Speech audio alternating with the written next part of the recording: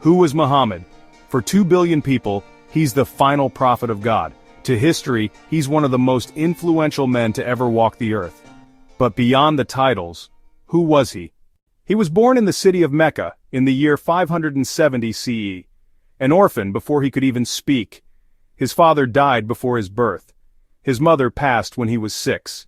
Raised by his grandfather, then his uncle, he grew up among the poor, yet became known for his unmatched character. People called him Al-Amin, the trustworthy, As-Sadiq, the truthful.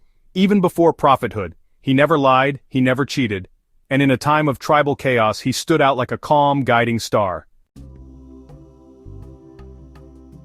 At 40, he received revelation, the Quran. Read, in the name of your Lord who created. The angel Gabriel appeared. This wasn't just a message, it was a mission. And he, a man who couldn't read or write, became the voice of divine revelation. He stood alone against idols, injustice, and oppression, preached one God, equality, compassion, justice.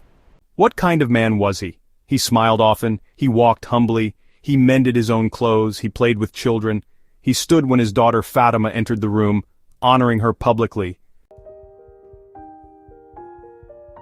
He forgave his enemies, even those who tried to kill him. He helped the poor, stood up for women, freed slaves. He never raised his voice in anger. He never struck a woman, a child, or a servant. He lived simply, even as the leader of a nation. He said, "The best among you are those who are best to their families." He cried for us, those who never saw him but still believed in him. When he returned to Mecca as a victor, years after being exiled and attacked, the people who once plotted to kill him now stood trembling before him. And what did he say?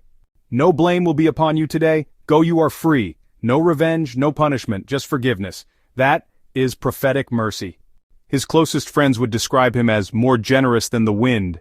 His enemies, many of whom later embraced his message, admitted they had never seen a man with such integrity.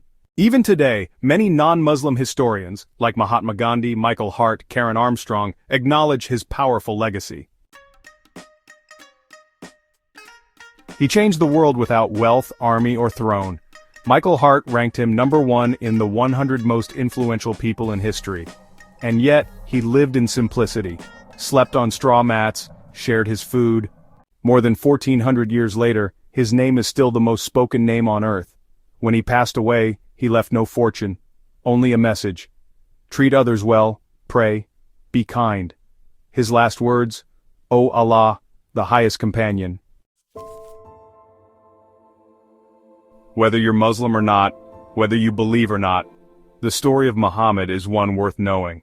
A man who rose from orphanhood, who transformed a desert of ignorance into a civilization of light, and who taught that the best among us are those who are best to others. If you've only heard of him through headlines, it's time to meet him through history, and maybe through your own heart. Don't judge a faith by its followers, judge it by its founder. Subscribe for more truth-seeking content.